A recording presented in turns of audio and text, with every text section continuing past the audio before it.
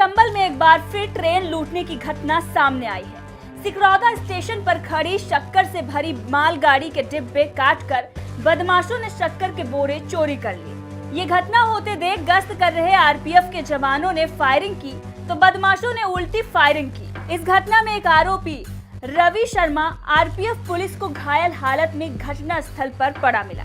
उसको पैर में गोली लगी है। ये गोली किसकी लगी है ये तो बाद में स्पष्ट हो सकेगा। घायल को जिला चिकित्सालय के कैदी वार्ड में भर्ती करा दिया गया है। मीडिया को घायल का कवरेज करने से आरपीएफ ने रोक रखा है। खेतों में पड़े ये बोरे खाद के नहीं बल्कि लूटी गई मालगाड़ी से चुराए गए शक्कर के बोरे हैं, जिन्हें बदमाश पुलिस के भय से खेतों में छोड़कर भाग गए।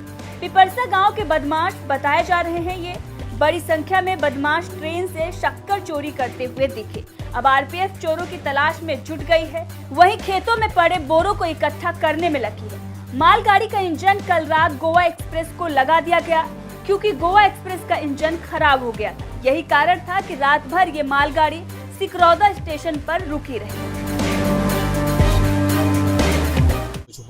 यहाँ पे जो लोकल हैं, गांव के लोग हैं, पिपरसा गांव है, तो ऐसा जानकारी मिला था कि ये लोग कुछ गाड़ी को खोल करके माल निकाल रहे हैं, चोरी कर रहे हैं। तो उस पर हमारी मुरैना इंस्पेक्टर और हमारे टीम पूरा यहाँ पे आई थी।